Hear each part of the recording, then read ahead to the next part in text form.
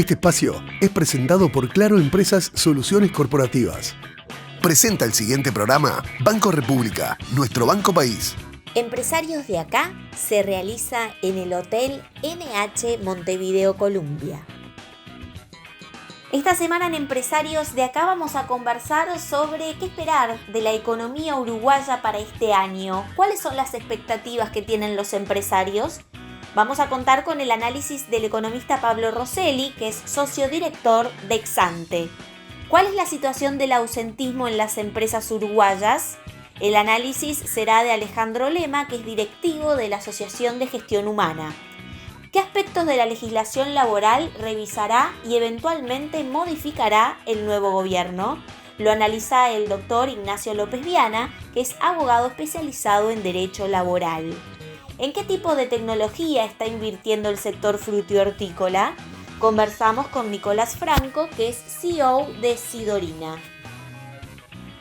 Bien, y lo anunciamos al comienzo del programa. Vamos a recibir con mucho gusto al economista Pablo Rosselli, que es socio director de Exante. Pablo, bienvenido. Primera vez además en el programa. Sí, primera vez. Muchas gracias, Tatiana, y un placer estar contigo este rato. Bueno, Pablo, un economista muy reconocido en nuestro país, y Exante, la empresa que lidera junto con otros excelentes profesionales también que han pasado por el programa también, está cumpliendo 5 años este año. Es verdad, estamos cumpliendo 5 años, 5 años que han estado marcados por una actividad muy importante, con un crecimiento también de Exante que nos tiene muy contentos. En Exante hoy somos 30 profesionales. Me acompañan 3 socias, Florencia Carriquiri, Tamara Yandi y Priscila Peluso.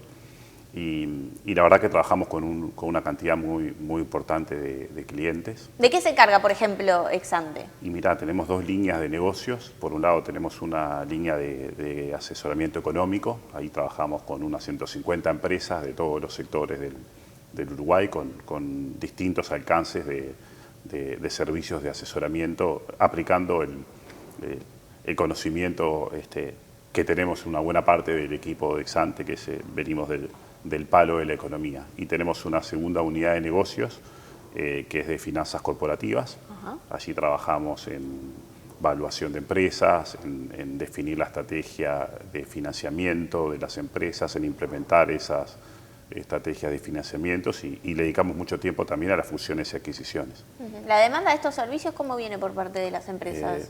Por suerte para nosotros es una demanda que no para de crecer. Uh-huh.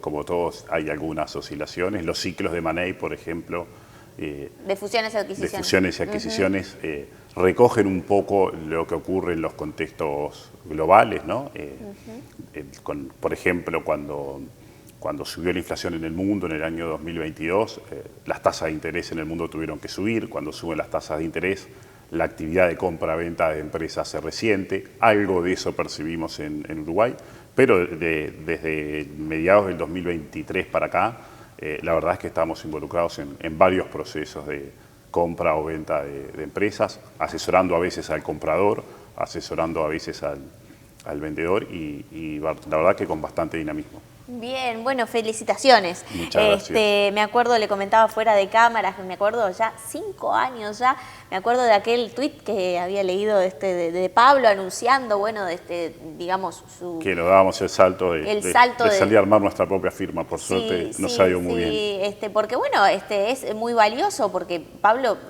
¿cuántos años en lo que es la industria corporativa como economista? Y bueno, ya llevo 36 años creo, ya paré de contar. Bueno, ya no hay contador allí. Pero bueno, dar el salto para emprender, para tener su propia consultora y demás, es muy valioso, así que felicitaciones. Pablo, bueno, y a propósito de lo que hace también a una de las tareas que tú lideras, es de lo que hace de alguna forma brindar perspectivas y pronósticos al sector empresarial, ¿no? De la marcha de la economía, ¿no? ¿Y en qué momento estamos? Bueno, a ver, podemos separar la respuesta a la pregunta mirando un poco afuera a Uruguay, uh-huh, mirando al mundo, mirando un poquito a la región y después mirando a Uruguay. Perfecto. El contexto global se ha vuelto muy adverso. Uh-huh. Veníamos ya con un contexto global que estaba caracterizado por tasas de interés relativamente altas, fortalecimiento del dólar, bajo crecimiento de la economía mundial, sobre todo bajo crecimiento en China. Todo eso confluye para configurar un escenario de precios de las materias primas relativamente débiles. El triunfo de Trump y las primeras medidas que ha tomado Trump y cómo se posiciona Trump en su segunda administración no han hecho más que acentuar esos factores adversos del contexto global. No me voy a detener, pero es un hecho la cantidad de medidas arancelarias que ha anunciado, ha dado marcha atrás, las ha vuelto a poner. Ese enfoque de utilizar los aranceles para promover otro tipo de objetivos. La industria local. El uso de Trump, de los aranceles por parte de Trump tiene un objetivo de promoción de la industria local, que es una muy mala idea. Los economistas sabemos que eso es una muy mala idea. Los economistas discutimos de muchas cosas, pero no discutimos de eso. Pero además el uso de aranceles por parte de la administración Trump persigue otros objetivos de su agenda bastante difusos y además de los efectos nocivos que tiene para el comercio mundial y para la economía mundial, subir los aranceles y las represalias que va a haber, estamos observando un aumento muy grande de la incertidumbre. Entonces, cuando uno mira el contexto global, Uruguay tiene que...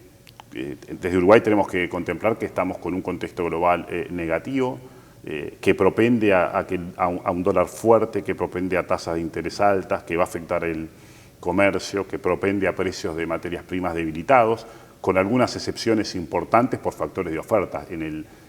Estamos viendo aumentos de los precios de la carne en el mundo porque hay poco ganado, pero eso bueno, puede durar un año, puede durar dos, pero en general un contexto global negativo. Luego en la región, cosas distintas, ¿no? Tuvimos en 2023, Uruguay sufrió mucho en 2023, lo barato que estaba Argentina. Ahora en Argentina hay un proceso de estabilización que está bastante exitoso y que viene de la mano de un gran encarecimiento de Argentina. Eso está cambiando para mejor los precios relativos que tenemos con Argentina y probablemente tengamos un periodo de 12 meses al menos de precios relativos favorables con Argentina. Tenemos muchas incertidumbres de mediano plazo con Argentina. Y probablemente Argentina va a crecer un poco más o un poco, pero bien, después de muchos años sin crecimiento. Del lado de Brasil, tenemos un Brasil muy barato, porque el dólar ha subido mucho, porque hay mucha desconfianza sobre la política fiscal.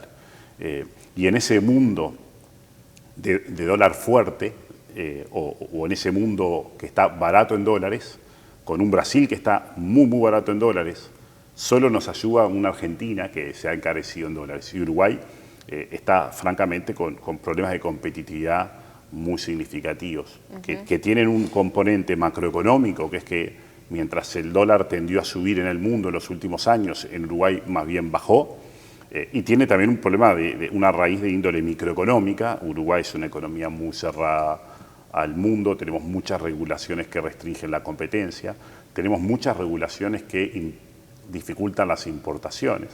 Y tenemos barreras no arancelarias a las importaciones y tenemos barreras arancelarias a las importaciones. Uruguay cobra una tasa consular de 5% a las mercaderías que provienen de fuera del Mercosur.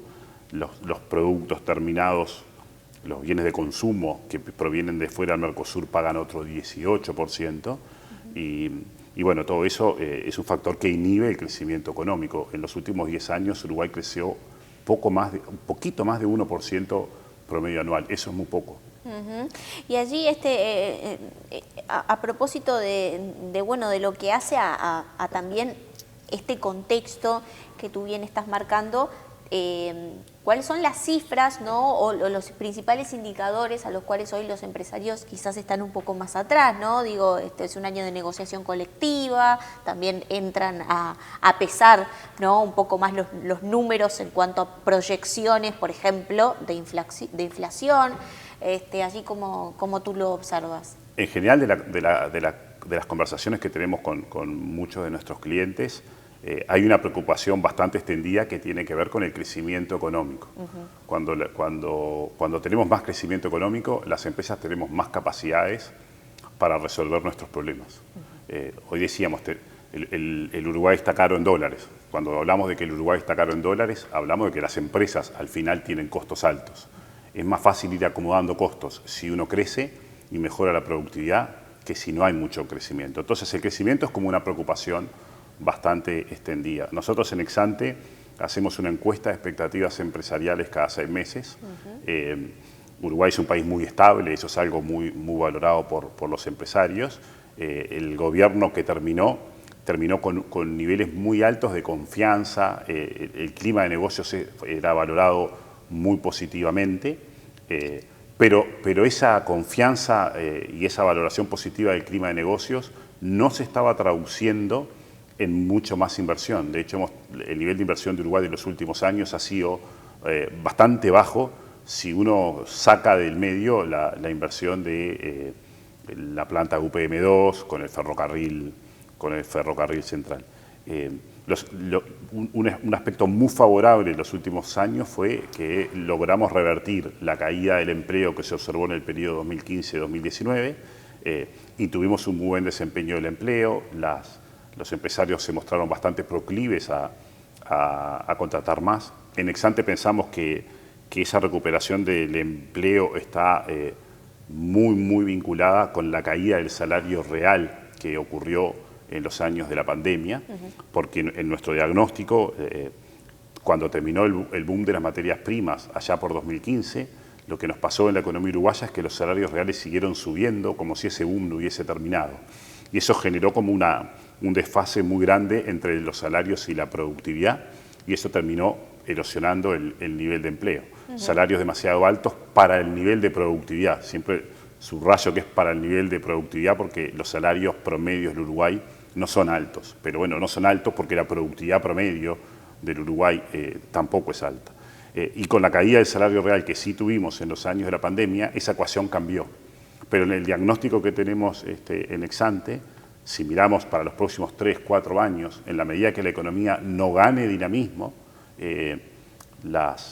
los espacios para que siga incrementándose el salario real sin afectar el nivel de empleo son notoriamente más acotados. Entonces, volviendo a tu pregunta, los empresarios miran mucho las perspectivas de crecimiento económico, están particularmente atentos en esta coyuntura de próxima negociación salarial con un nuevo gobierno a cómo van a ser las pautas salariales, que te diría esas son las dos preocupaciones de corto plazo. La de crecimiento es de corto y mediano plazo, la de los salarios, la de las pautas salariales es como preocupación para ahora, para lo que viene. Y siempre los empresarios están atentos a otras dos variables del entorno macroeconómico, que son las perspectivas de inflación. Llevamos ya un tiempo largo con la inflación dentro del rango meta. La designación del economista Guillermo Tolosa al frente del Banco Central es una muy buena señal en el sentido de que es una señal que de algún modo nos sugiere que el nuevo gobierno va a cuidar el logro de reducción de inflación que tuvimos en los últimos 5 años. Y el otro punto que los empresarios miran ciertamente es la política fiscal. Estamos con un déficit fiscal elevado, 4,3% del PBI, y una cosa que a veces no se entiende mucho es que para las empresas, cuando hay una situación fiscal que no luce muy sostenible, se genera una incertidumbre de por dónde va a venir el ajuste y qué parte del ajuste le va a tocar a mi sector. Y entonces, en la medida que parte del ajuste puede recaer en mi sector, vía mayores impuestos o vía contracción del gasto público en un sector que le vende al Estado. Por ejemplo, infraestructura. Por ejemplo, cuando los empresarios ven números fiscales un poco malos, y bueno, eso es un factor que resiente la vocación de invertir. No mucho, pero resiente la vocación de invertir. Así que desde el entorno macro, crecimiento, salarios, inflación y déficit fiscal, en ese orden te diría son las preocupaciones de los empresarios. Y allí entiende que, por ejemplo, no es una propuesta explícita ya, pero se habla de la desindexación de los salarios. ¿Eso podría ser una buena medida, desindexar salarios? El Uruguay, como te decía, tiene un problema de competitividad importante que tiene un origen microeconómico y un origen macro. El origen microeconómico se tiene que combatir con reformas. Uruguay tiene que tener una economía más abierta. El ministro Odone ha hablado de desempapelamiento. Creo que hay que realmente revisar el conjunto de normas que impiden que Uruguay sea un país más barato. Desregular. Y que impiden la competencia. Desregular o regular mejor, porque uno a veces habla de desregular y hay cosas que los economistas sabemos que hay que regular, pero que hay que regular bien. Claro. Entonces, desempapelamiento tiene una cuestión de levantar las regulaciones que son malas, digamos. Hay otras regulaciones que pueden ser buenas y pueden faltar buenas regulaciones todavía. Decía, hay que trabajar sobre la parte microeconómica de la competitividad y hay que trabajar sobre la parte macroeconómica de la competitividad. Y ahí hay muchas dificultades, porque no se trata de tener una política monetaria expansiva que haga subir el dólar y seamos más baratos, porque eso va a generar inflación. Entonces, la consistencia entre las políticas macroeconómicas tiene que ser mayor que lo que vimos en los últimos 10 años, seguramente. ¿Qué quiere decir esto de la consistencia? Parece algo medio técnico. El gasto público en pesos nominales tiene que crecer a un ritmo consistente con el objetivo de inflación. Y los salarios nominales tienen que subir a un ritmo consistente con el objetivo de inflación y con la capacidad, con el espacio de aumento genuino del salario real en Uruguay. Para poner un ejemplo, si vamos a apuntar a una inflación de 4% anual, que es un poquito abajo del centro del rango medio, la inflación de 2025 va a terminar en 5% más o menos. Puede terminar un poquito más arriba si el dólar vuelve a subir, pero pongamos que va a terminar en torno de 5%. Si el nuevo presidente del Banco Central, junto con el ministro de Economía, dijeran vamos a una inflación de 4% en los próximos 2-3 años, uno debería pensar que los salarios nominales tendrían que subir a razón de un 4, más un 1, más un 1,5, 5%. Los tenemos que desindexar. ¿Qué es desindexar? Es tratar de cortar la conexión automática de que si hay más inflación, ajustamos más los salarios. En nuestra opinión, sería deseable reducir esos mecanismos de indexación. No tenemos por qué pasar, digamos, ya hemos avanzado en el camino de la desindexación. Históricamente el Uruguay hacía ajustes por inflación cada 4 meses, cada 6, después fueron cada 6, después fueron cada 12. Ahora tenemos correctivos al final de los convenios o a los 24 meses. El próximo paso es extenderlos un poco más o poner correctivos que no sean para todos los salarios, que sean para salarios más bajos, correctivos que no sean por el 100% de un desvío, pero ciertamente con una política fiscal bien coherente con el objetivo de inflación, aumentos salariales coherentes con el objetivo de inflación y lo que de verdad podemos pensar que puede subir el salario real, y algunos mecanismos de menor indexación de los salarios a la inflación son todas cosas que van a ayudar a que la economía se desempeñe mejor, a que podamos recuperar competitividad, a que la economía pueda crecer más, a que pueda crecer el empleo, y si la economía crece más, también crecerán más los salarios reales. El ministro Done ha puesto varias veces sobre la mesa esa necesidad. Ojalá logre convencer al resto del equipo de gobierno y al presidente de que eso es muy conveniente hacerlo. Pablo, allí una de las preocupaciones justamente de los empresarios, y que tú bien marcabas, es que, bueno, justamente, digamos, en las negociaciones colectivas, los acuerdos que se generan no tienen en cuenta la realidad de las diferentes empresas, ¿no? Para hacerlo fácil en la explicación, sí, ¿no? Y los ajustes se realizan a un nivel macro que de repente no corresponden a lo que puede ser una cadena de supermercados con un supermercado quizás de una zona particular, de un barrio y demás. En eso también marcan alguna preocupación los empresarios, quizás en el entendido de que pueden ver una luz al final del camino para que eso se pueda ajustar de mejor manera. Ese es un problema real y es un tema complejo, porque los intereses de las empresas no son convergentes necesariamente. Sabemos que en Uruguay tenemos un mecanismo de funcionamiento de las negociaciones colectivas que hace muy poquita distinción, casi ninguna, a las diferentes realidades de las empresas. No hay diferenciaciones por tamaño, no hay diferenciaciones por geografía. Las empresas más grandes y competitivas se sienten más confortables con ese modelo, porque de alguna manera saben que cuando aumentan los salarios, eso es algo que a las empresas les implica aumentos de costos eventualmente y les afecta la rentabilidad, pero saben que están en mejores condiciones competitivas que otras empresas para lidiar con ese problema. Las empresas más pequeñas ven como un problema por partida doble. Me aumentan mis costos y de algún modo se resiente mi competitividad con empresas más grandes. Desde el punto de vista del deber ser, de lo que deberíamos contemplar, probablemente es que tendríamos que pensar que las negociaciones colectivas establecieran algunas diferencias en función de geografías o en función de los tamaños de las empresas. Pero es un arma de doble filo, porque también si nosotros organizamos toda la negociación colectiva de un modo tal que las empresas más grandes o las empresas más dinámicas sean las que tengan que siempre pagar más salarios, vamos a estar quitándoles vocación de contratar más trabajadores.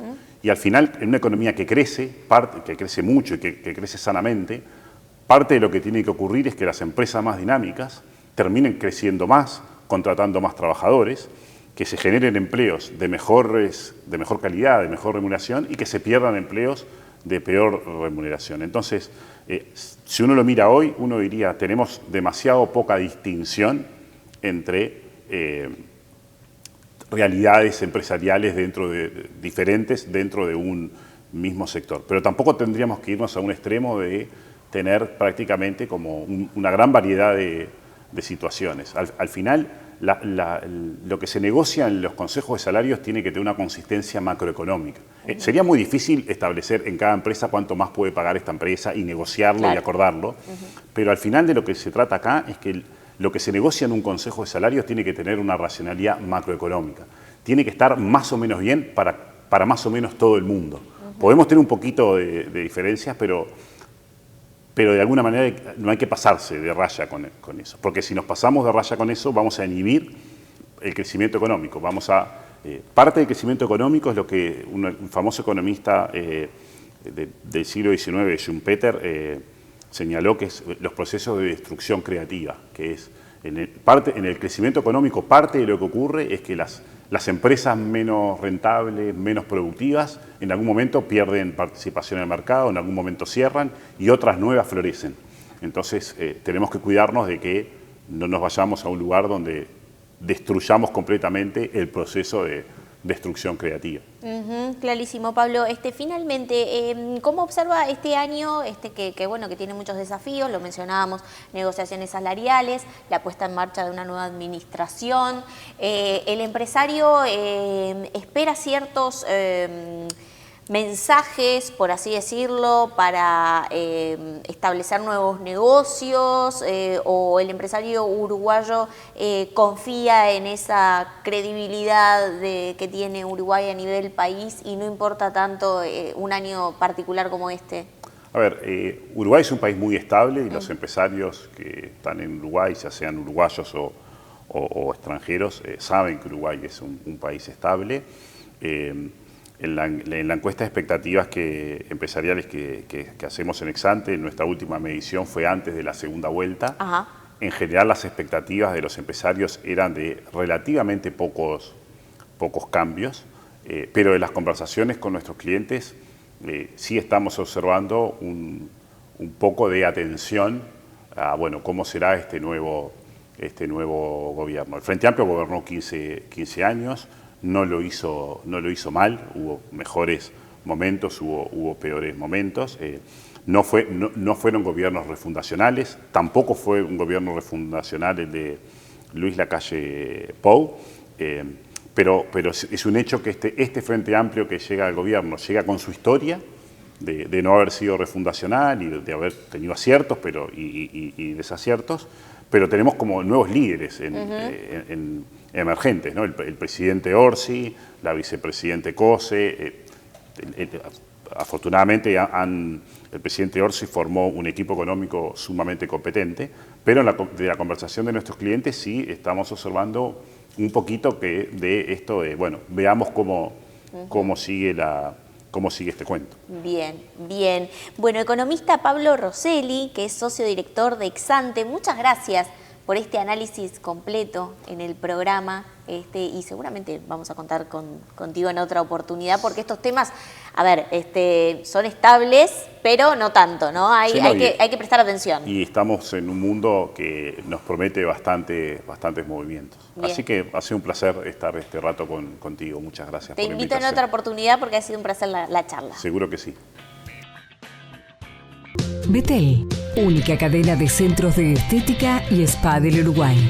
GSS, única empresa en Uruguay dedicada al Facility Services. Limpieza, seguridad, outsourcing de personal y mantenimiento. Conozca más en www.gss.com.uy. Agregamos valor a las empresas. Todos lo hacemos, esa reacción instintiva para protegernos del sol. Pero, ¿es suficiente? ¿Y si en tus manos estuviera la verdadera solución?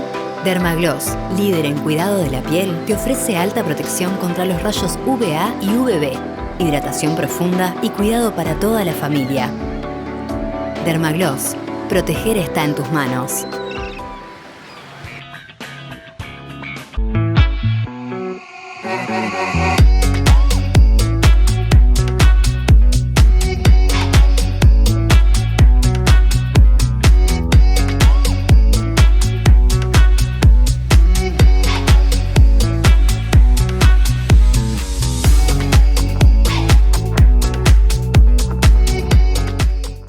En tus obras, coloca aberturas de aluminio Patagonia, importadas de China, de alta prestación y a precios increíbles. Reconocidos constructores locales nos han elegido para sus proyectos con total éxito, mejorando sustantivamente la performance de los cerramientos y con importante ahorro de costos. Aberturas Patagonia, excelente calidad a precios increíbles.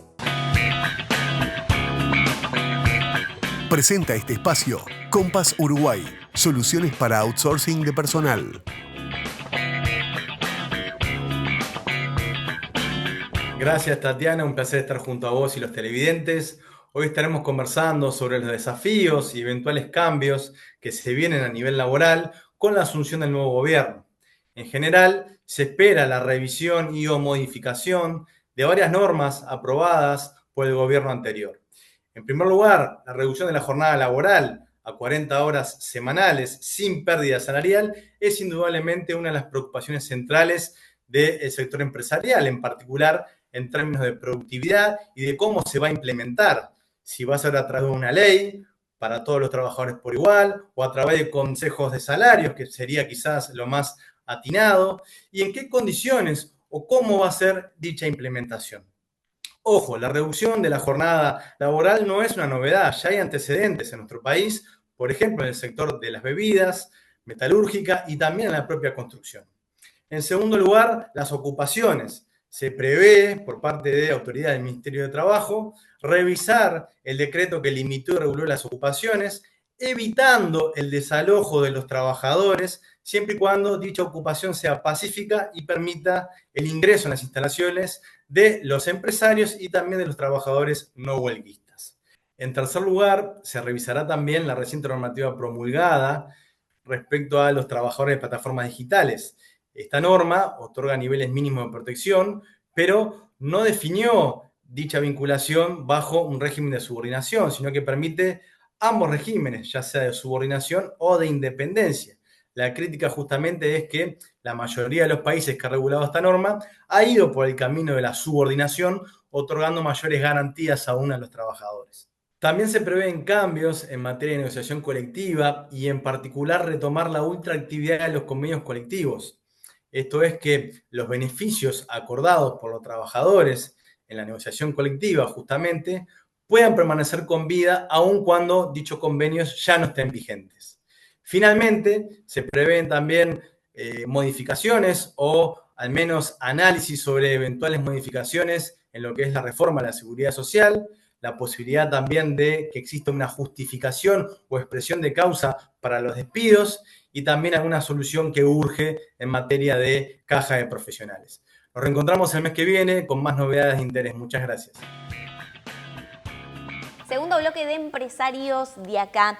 Y vamos a hablar de lo que hace al ausentismo en las empresas uruguayas. Y para eso convocamos a Alejandro Lema, que es directivo de la Asociación de Gestión Humana y jefe de Gestión Humana en Sagrin. Bienvenido, Alejandro. Gracias por venir. Muchas gracias, Tatiana, por la invitación. Y bueno, gracias también por acordarte de la asociación, que en realidad para nosotros estos temas son muy importantes. Y lo hablamos en la previa. Ausentismo es uno de los temas más desafiantes para la gestión humana, conjuntamente con liderazgo, el futuro del trabajo, la atracción y retención del talento, pero siempre está en la mesa. Pasan los años y ausentismo siempre está en la mesa. Y sigue siendo una problemática para las empresas. Y allí preguntarte, ¿no? Bueno, ¿qué situación hoy están las empresas respecto al ausentismo?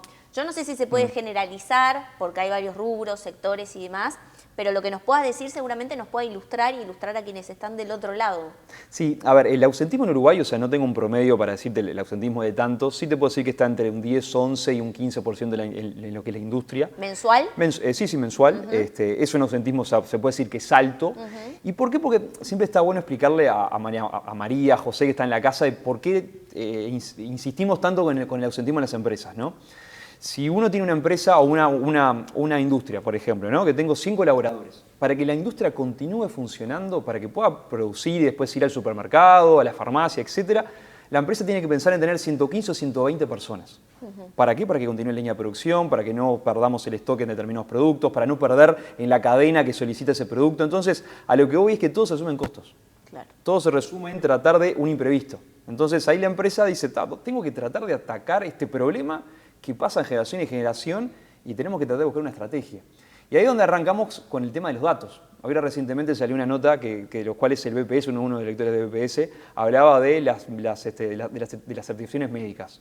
Creo que lo más importante de ese artículo es analizar que primeramente BPS está trasladando y de alguna manera informando a los prestadores de salud los datos de las certificaciones médicas, que en la fecha no lo estaba haciendo todavía. Acá tengo algunos datos, ¿no? Registró 1.700.000 certificaciones médicas que corresponden a más de 500.000 uruguayos el año pasado. Eso es un tercio de los cotizantes en BPS en Uruguay.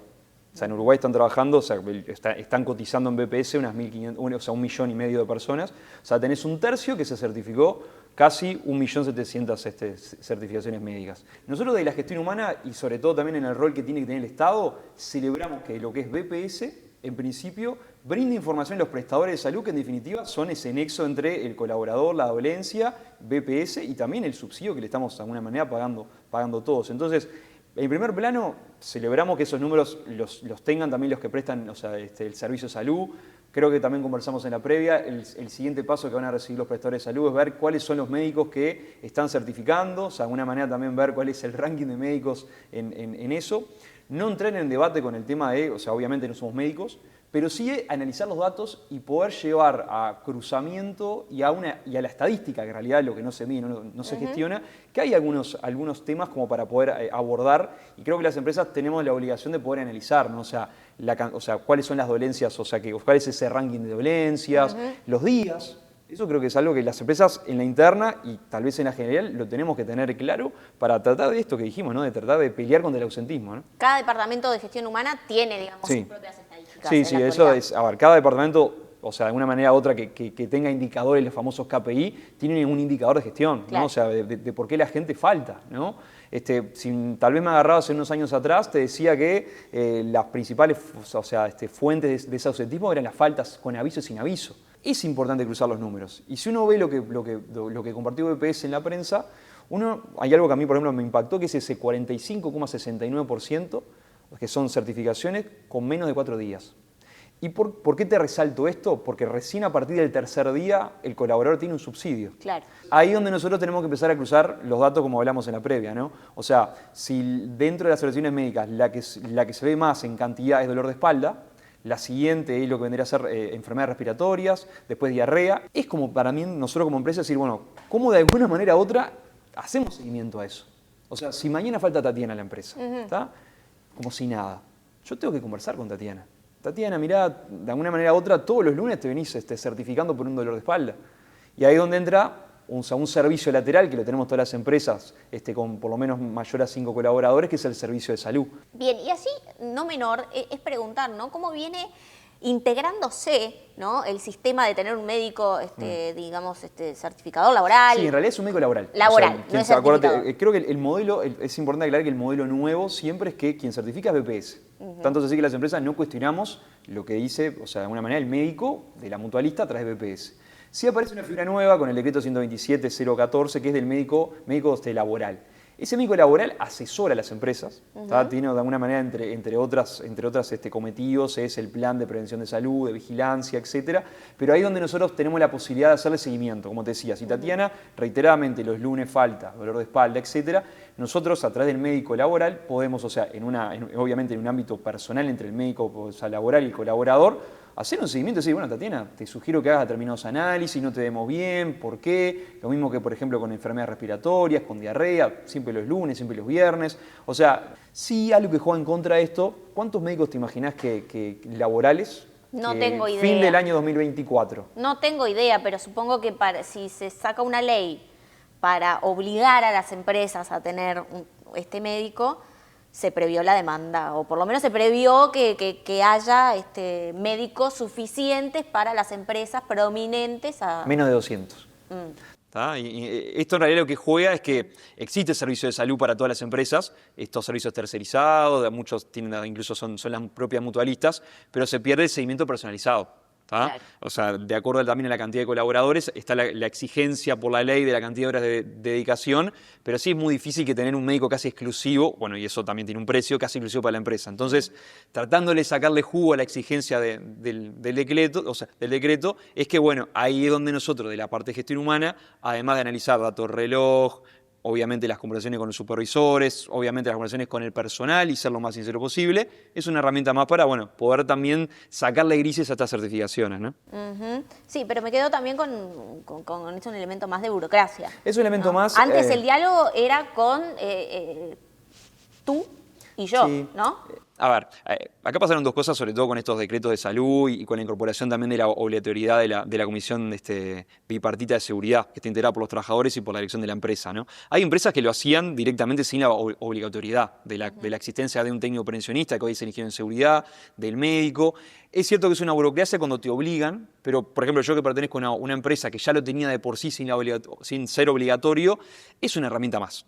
¿Por qué? Porque conoce las máquinas, conoce el personal, conoce la dinámica y te da esa certeza y por qué no predecir determinadas acciones a esto del ausentismo, ¿no? Claro, lo que pasa es que hay diferentes tamaños de empresas. Sí, totalmente. ¿no? Totalmente. Entonces de 5 o más. No, hay diferentes tamaños y sobre todo también empresas que trabajan a 3 turnos, como por ejemplo en el caso de Sagrin, que es un rubro también industrial, que tiene sus complejidades, etcétera. Sí, totalmente. Pero yendo a lo que me dijiste, o sea, concretamente el tema ausentismo, es responsabilidad de nosotros de las áreas de gestión humana poder primero estudiar el tema y analizarlo. Tenemos un montón de datos. Esto, por ejemplo, que brindó BPS, nosotros, o sea, todas las empresas lo tenemos. Sabemos las veces que se certificó Tatiana, sabemos las veces que se certificó Roberto, Pablo, etcétera, los días, los motivos, o sea, ahí también entra en juego y algo que hablaba, por ejemplo, de la Cámara de Industria, dentro de la exigencia de reglamento de trabajo, o sea, esto, hoy ya ninguna empresa prácticamente tiene, o sea, lo que son las faltas sin aviso. Las faltas sin aviso hoy en día son casi un causal de una sanción. Y ahí arrancamos con lo que es lo progresivo de las sanciones, ¿no? Pero que se ha dado vuelta con esto también de la aparición de las certificaciones médicas, esto que hablábamos, ¿no? De los lunes, los viernes. Por ejemplo, los mecánicos en la vieja industria, ¿sabés qué días faltaban generalmente? No tengo idea. Los lunes, porque era cuando volvía a andar la máquina de vuelta y era donde más problemas había. Entonces, todos esos datos nosotros los tenemos de gestión humana. Entonces ahí es combinarlo con los jefes, no dejar pasar si mañana falta Tatiana y no dice nada, hoy no voy. El hoy no voy creo que para ninguna empresa debería existir, es vení Tatiana, contame, o sea, qué te pasó, cómo te podemos ayudar. En el caso de muchas empresas que obviamente también, o sea, están dentro del Consejo Directivo de AGH, esto de conversar directamente con el colaborador, che, decime Tatiana, ¿qué te pasa? Mirá, estoy re complicado, o sea, con mi madre, con mis hijos, etcétera, y tal vez hemos logrado revertir muchas certificaciones que estas que te digo de los lunes, de los jueves, de los martes, de los domingos, con, mira, hoy no puedo venir, ¿cómo las puedo reponer? Claro. Entonces, ahí también viene el desafío de las áreas de gestión humana de conversar con la persona. Claro. Conversar con la persona, pero también es cierto, ¿no? Que acá es donde creo que en la casa lo tienen que tener claro. El faltar es importante. O sea, el faltar, o sea, pone en riesgo incluso el trabajo uruguayo. Esto que te decía, en la industria nacional, que es un poco lo que te puedo conversar yo, tu producto puede dejar de estar en góndola. ¿Por qué? Porque mañana yo, proveedor de un supermercado, no puedo estar. ¿Por qué? Porque no tengo el personal suficiente, etcétera. Y mañana viene otra multinacional generalmente y ahí es donde perdemos la competitividad. Entonces, incluso lo decía Richard Ritt en un discurso muy famoso que hizo en la explanada ahí del Palacio en el 2014, ¿no? O sea, los propios trabajadores deberíamos nosotros buscar que el que falta, tenemos el nombre, tenemos todo, que no falte. Claro. Entonces, es un compromiso general tanto de las empresas, de los trabajadores y concretamente en el Estado. Y yendo a esto de las certificaciones médicas... Déjame que te pregunte una cosita, porque ahí, para no irnos y atender esto. Porque tú decías, y bueno, y en el informe de BPS están los datos, a partir del análisis de que las personas por lo general están faltando menos de 3 días, que es a partir del día 3. La mitad de ese 1.700.000 están faltando menos de 3 días. Es a partir de ese mes, de ese tercer día, en donde BPS, brinda el aporte. Ahí está, ¿no? el 70% del salario. El 70%, bien. ¿Qué entienden que está pasando? Porque, por ejemplo, en el caso de la industria frigorífica, el ausentismo está en el 10% de hace muchos años, más o menos. Uno de los problemas que les preocupa es también esta legislación, que es muy laxa, ¿no? Hay que esperar 3 días y yo de repente necesito 1 para no perder dinero, ¿no? Entonces, ¿cuál es el análisis entre lo que está pasando en la realidad y la legislación que no se atiende? Primero, tenemos que tener claro algo que ya de por sí hay una diferencia muy importante entre lo que es el trabajador del ámbito privado y el ámbito público. Que creo que el gobierno saliente hizo una actualización, de una manera progresiva, que hoy el trabajador del ámbito privado recién cobra el subsidio del 70% del salario al tercer día, o sea, al cuarto día. Y el ámbito privado, hasta hace poco, hace menos de 2 años, el colaborador del ámbito público, cobraba el 100% del salario estando enfermo y certificado.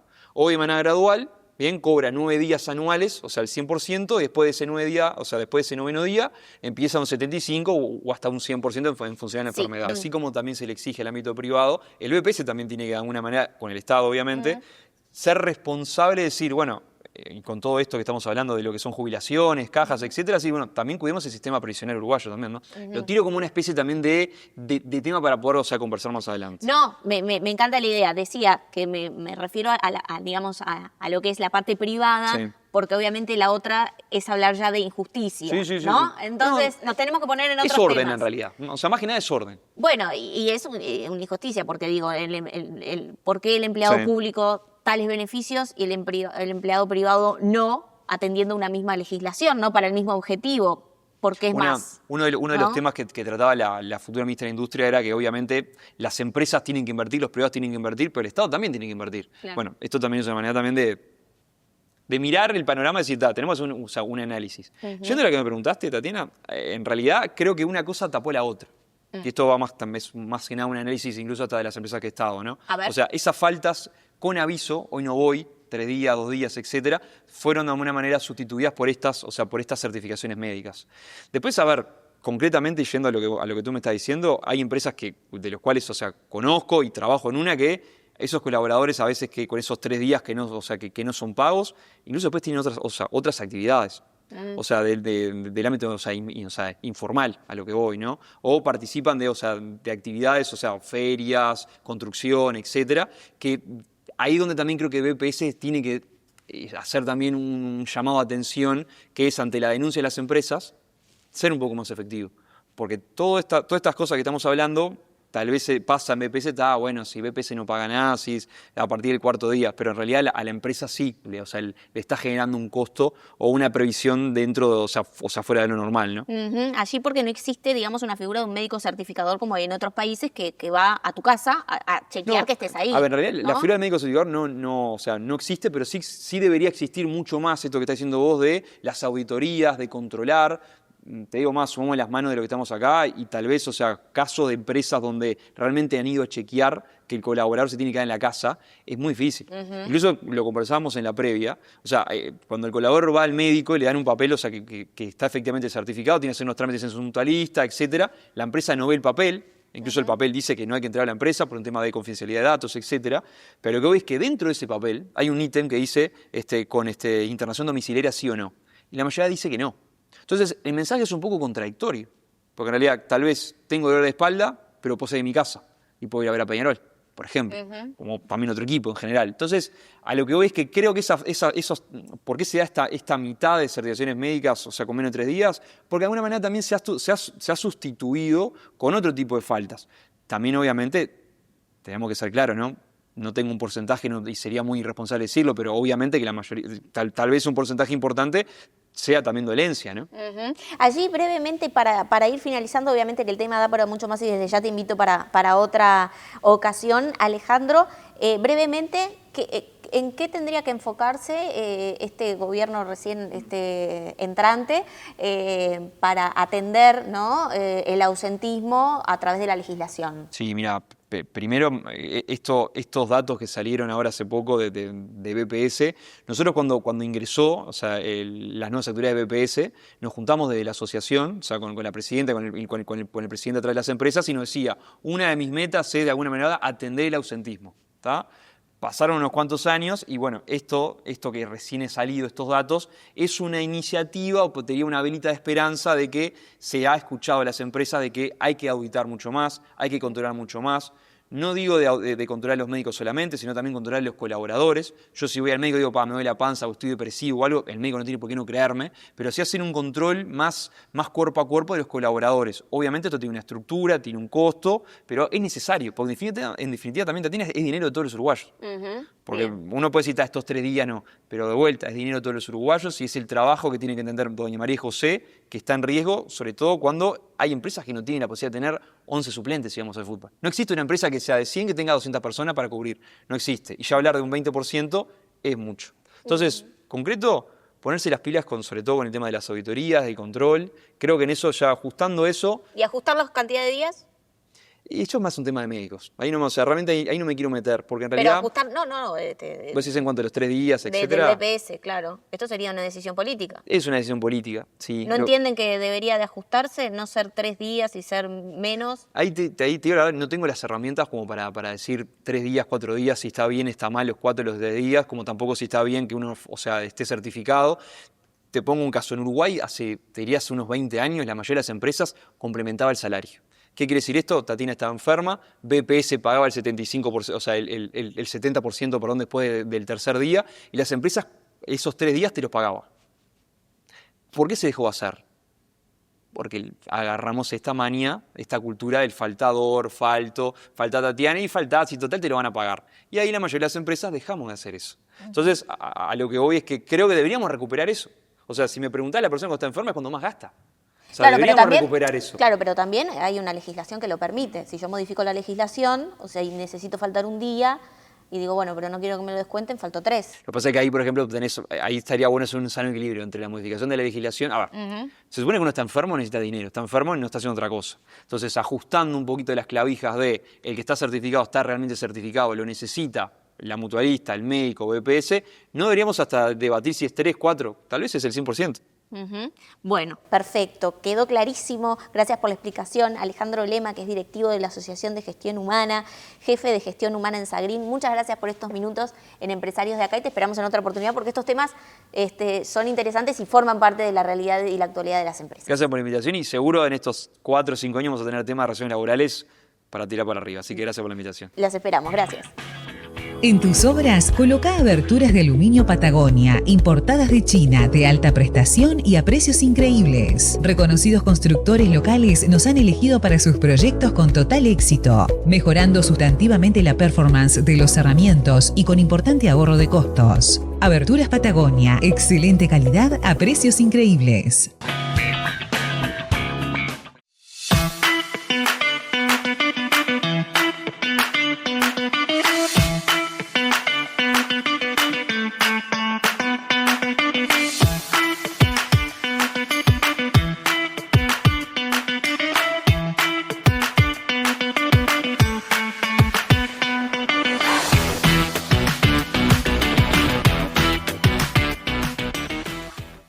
En el Banco República guardamos los sueños de las pymes uruguayas y las ayudamos a crecer. Abrí tu cuenta sin costo. Obtené tu crédito express en menos de 48 horas con la tasa más conveniente del mercado y resolvé todo por eBrow. Si tenés dudas, agendate en tu sucursal de preferencia o solicita asesoramiento por WhatsApp al 21996 000 o al 1996 opción 6. Banco República, nuestro banco país.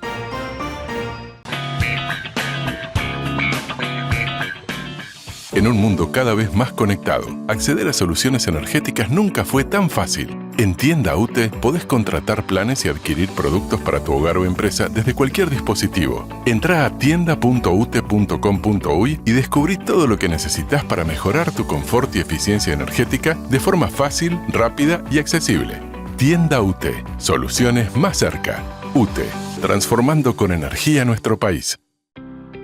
En Semiflex llevamos más de 40 años ayudándote a ver el mundo con claridad. Nuestra trayectoria se basa en la excelencia técnica y el compromiso con la innovación, siempre a la vanguardia en tecnología óptica. Contamos con un equipo altamente capacitado que te brindará un asesoramiento personalizado para encontrar la mejor solución para tu visión. Confianza, calidad y precisión en cada detalle, porque tu bienestar visual es nuestra prioridad. Semiflex, tu mejor manera de ver el mundo. El menú ejecutivo ideal está en Rodelú.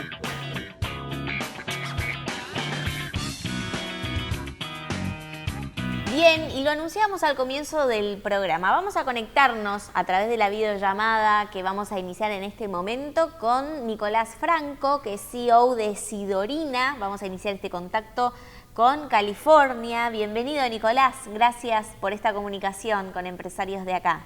¿Qué tal, Tatiana? ¿Cómo estás? Mucho gusto y gracias por el espacio. Bien, y bueno, la idea es justamente conversar a propósito de lo que es tecnología aplicada al agro. Sidorina es una empresa que se encarga de crear automatismos y robótica para lo que tiene que ver con el sector agropecuario.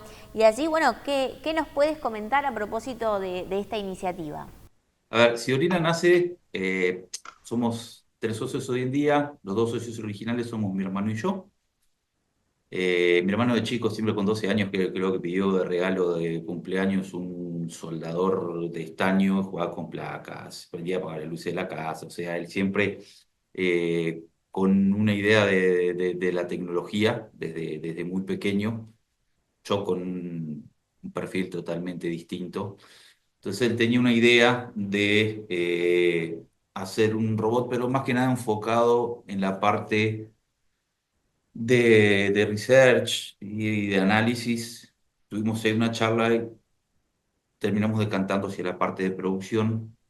Sidorina nace como una empresa para ayudar a los pequeños y medianos productores y viveristas a hacer lo que dicen en Estados Unidos el leapfrog, como este salto hacia la tecnología. Porque algo que lo vimos tanto en Uruguay, en Chile, como en Estados Unidos, que los pequeños y medianos productores pueden tener tecnología para lo que es el final de la cadena, para el cortado, la cosecha, lavado, cuando hacen los mix, por ejemplo, de hoja verde para ensalada, y para el packaging, ahí tienen bastante tecnología aplicada. Al comienzo de toda la cadena de producción, seguían sembrando a mano o utilizando tecnología con más de 50 años de antigüedad. ¿Sí? Vimos que había una necesidad, que los pequeños productores, que nosotros comenzamos obviamente en Uruguay, tenían esa necesidad y tenían como ganas de colocar más tecnología en la producción. ¿Sí? Porque se generaban desperdicio de semillas, que eso iba en aumento de costos, aumento en la cantidad de agua para el regado, fertilizante. Entonces nosotros lo que logramos con nuestra tecnología es reducir el consumo de semillas, agua y fertilizante, plantas más parejas, e impactar en el producto final y también en los costos para la producción de los plantines. Bien, y allí en esta historia, Nicolás, yo sé de buena fuente que tiene un inicio de alguna forma de garage, ¿no? Como muchas de las empresas que comienzan sus primeros pasos en sus casas, ¿no? O en lugares que tengan disponibles para poder desarrollarse, porque estamos hablando de un robot. Exacto. Nosotros somos 100% una startup de garage, ¿sí? Mi padre en su garage, en su cochera, tiene un pequeño taller, digámoslo de alguna forma. Con mi hermano lo desalojamos, le alquilamos otro garage y estuvimos un buen tiempo trabajando allí, haciendo las primeras pruebas, cuando comenzamos toda la historia junto a Ani, porque estamos orgullosos de ser un producto del capital semilla de Ani.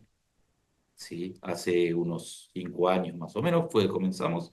Bueno, y luego nos mudamos para el taller donde estamos hoy en día. Tenemos nuestra oficina, nuestro taller, y desde allí es que estamos produciendo y comercializando en Uruguay.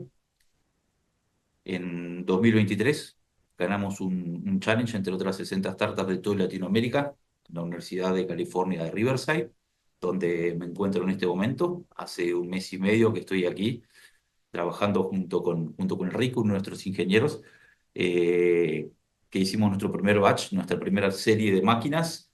Las tenemos todas vendidas, estamos testeando para entregarlas en estos próximos días y ya tomando nuevas órdenes. La verdad que el haber abierto este mercado para nosotros es un hito, porque además estamos también trabajando junto con productores familiares.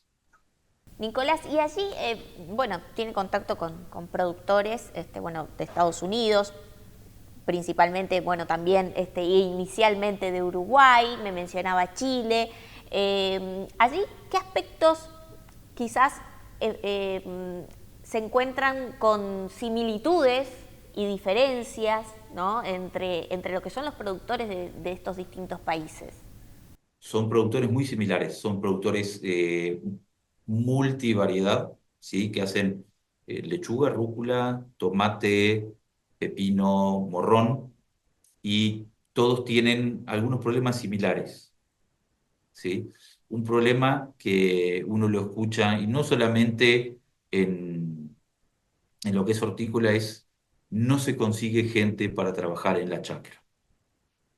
Ese problema a esta altura ya es global. Hay un reporte de una empresa que es líder en lo que es inteligencia artificial y enfocada al agro en Estados Unidos, que dice que 8 de cada 10 productores en todos los cultivos, ¿sí?, está teniendo problemas para poder emplear, entrenar y retener los recursos humanos para tareas manuales en los sitios de producción.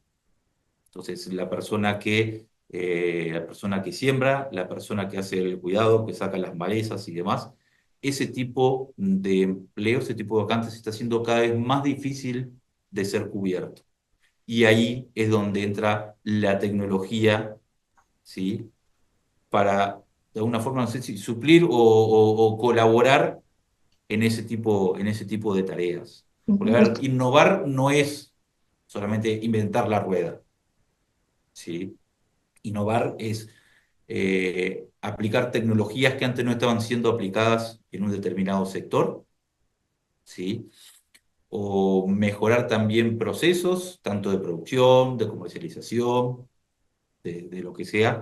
Eso es innovar, o sea, agregar tecnología o aplicar métodos que antes no estaban siendo aplicados. Eso es mi definición de innovación. Bien, y allí, ¿cómo observa Nicolás lo que es la inversión en tecnología aquí en Uruguay, en lo que es el agro, ¿no? Porque muchas veces, digo, hacemos referencia a lo que es inversión en maquinaria y quizás, bueno, ya pasa a ser como un elemento básico, ¿no?, de lo que es la producción, en este caso frutihortícola, pero específicamente, ¿cómo usted observa lo que es la inserción de tecnología en procesos, por ejemplo, en automatismos, en robótica, en lo que es el sector vinculado a la granja aquí en nuestro país?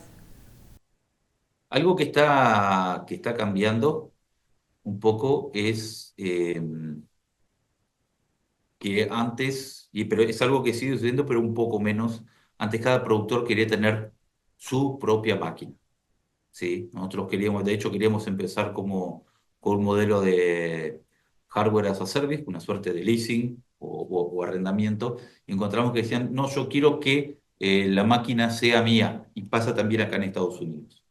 Que la tierra del leasing, que las heladeras, los autos, los tractores, todo por leasing, algunas cosas quieren que sean de ellos. Pero lo que ha pasado es que hay cada vez más empresas, ¿sí? Incluso vi ayer o antes de ayer un video de BitLab, ¿sí?, donde hay una empresa muy importante de maquinaria en Uruguay que lo que hizo fue comprar maquinaria para después brindar servicios a los productores. Creo que eso también está cambiando y está más allá de lo que es la compra de maquinaria por parte de cada uno de los productores, también está empezando a comprar servicios de sembrado, cosecha y demás, por un lado por el alto costo de algunas maquinarias y por la productividad que esa maquinaria le pueden dar. O sea, pueden obtener esa alta productividad sin tener que hacer la inversión en maquinaria. Entonces, que el tema de que estén comprando servicios también, eso ha sido un cambio. Nicolás, allí, bueno, es interesante preguntarle, ¿no? ¿Cómo se maneja lo que es el mercado de las empresas que ofrecen este tipo de tecnología para el agro? Digo, su empresa está inserta, digamos, seguramente con algunos competidores, digo, que ofrecen otro tipo de tecnología de avanzada, vinculada a automatismos. Eso ¿cómo se presenta ese panorama aquí en Uruguay de este mercado? Hay algunos empresas presentes como sí, por lo menos en nuestro mercado no hay. Lo que hay son algunas máquinas que llegan. Tenemos un cliente que cuando recién lo empecé a visitar me decía, sí, porque yo me traje una sembradora de lechuga italiana. Era una sembradora que solamente la podía utilizar para sembrar lechuga, un determinado tipo de semilla y en un determinado tipo de bandeja. ¿Sí?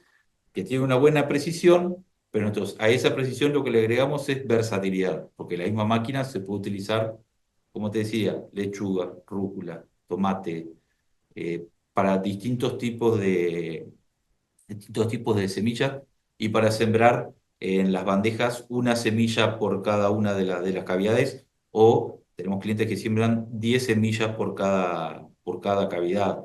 Y eso que son semillas rúcula son muy pequeñas, y eso sembrado a mano puede ser 8, 10, 14, 16, o sea, no queda exactamente la misma cantidad de semillas, pues llevaría demasiado tiempo, ¿sí? Entonces le damos un buen tiempo, precisión y también lo que es versatilidad. Y luego otra cosa que no es menor es que nuestros robots están conectados a la nube y entonces el cliente va teniendo en tiempo real la información en nuestra app de lo que va sembrando. Entonces, si va a comenzar una zafra, a ver, para el invierno pasado, ¿qué fue lo que sembramos?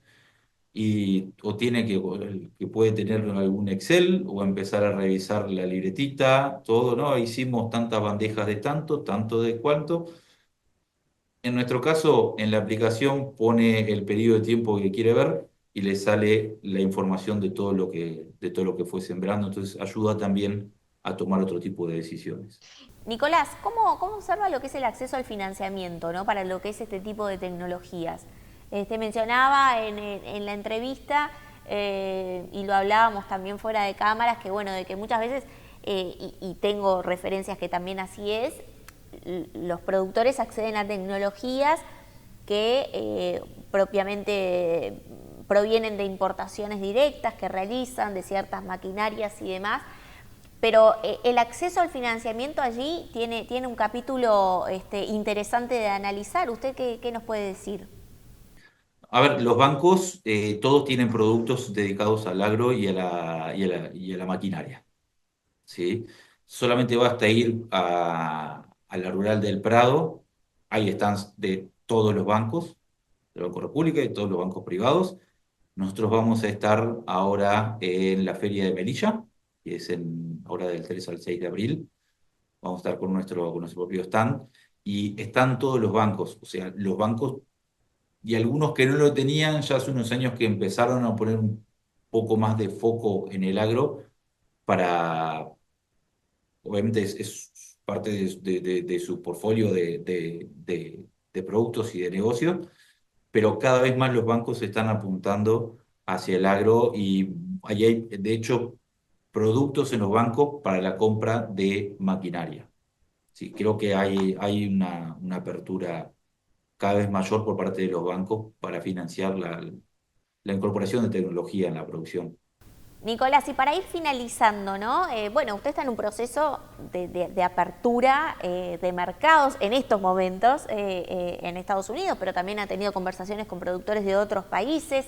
por supuesto que de Uruguay, sin entrar en la comparación, que suele ser muy injusta la mayoría de las veces, quizás similitudes en lo que tiene que ver con los productores frutihortícolas, hortícolas, vinculados a la granja, que pueda encontrar, ¿qué nos puede decir?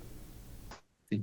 Los clientes en Uruguay son clientes que en muchos casos son de productores familiares de hace muchos años, de varias generaciones, que están comenzando a tomar las decisiones las nuevas generaciones.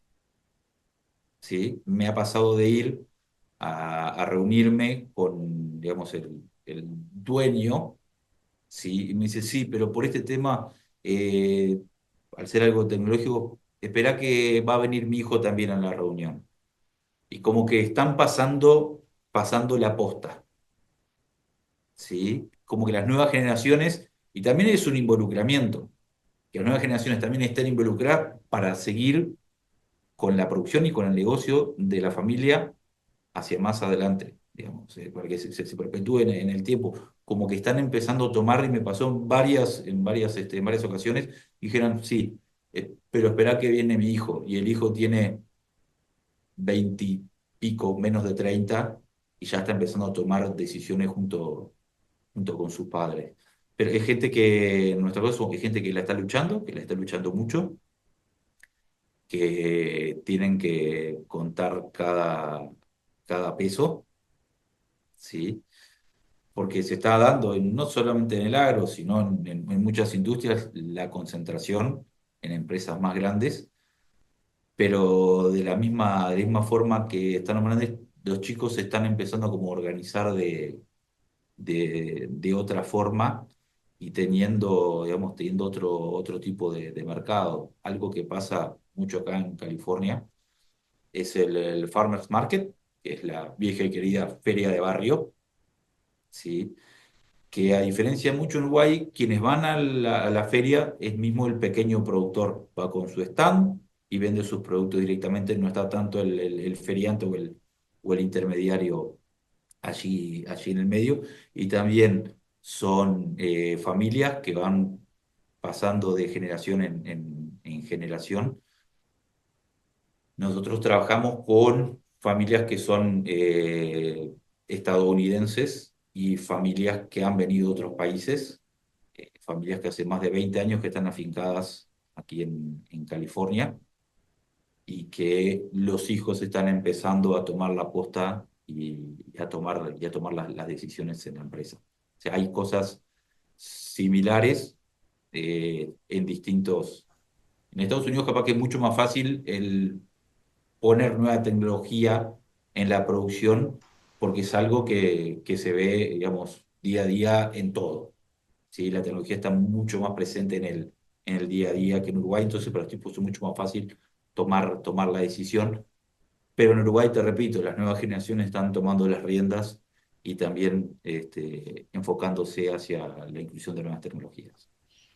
Nicolás Franco, que es CEO de Sidorina, muchas gracias por estos minutos en Empresarios de Acá, y nos reencontramos, por supuesto, en otra oportunidad. Gracias por estos minutos. Perfecto. Muchísimas gracias y a las órdenes. La contratapa de hoy es presentada por GSS Facility Services, soluciones de gestión en servicios complementarios para empresas. En el programa de hoy tuvimos un análisis económico en el cual se enmarcaron de alguna forma 3 preocupaciones que tienen los empresarios. Por una parte, lo que hace al crecimiento económico del país, luego la inflación y después la política fiscal, y a través de allí, por supuesto, la serie de medidas y políticas que tendrá esta nueva administración, que seguramente repercutirán en estos 3 aspectos. Por otra parte, hablamos de ausentismo laboral, una de las principales preocupaciones que tienen los empresarios para con sus empresas. Y también hablamos del sector de la granja y cómo en el agro, hablamos de la granja, pero se refiere al agro en general, cómo el agro viene incorporando ciertas tecnologías Y particularmente, refiriéndome al sector de la granja, hay una característica que trasciende las fronteras, y es que las nuevas generaciones de empresas, que por lo general son familiares, están ya liderando y tomando decisiones, principalmente liderando las decisiones a nivel de incorporación de tecnología. De todos estos temas hablamos en el programa Empresarios de Acá de hoy. Como siempre los espero, próximo viernes, 21 horas.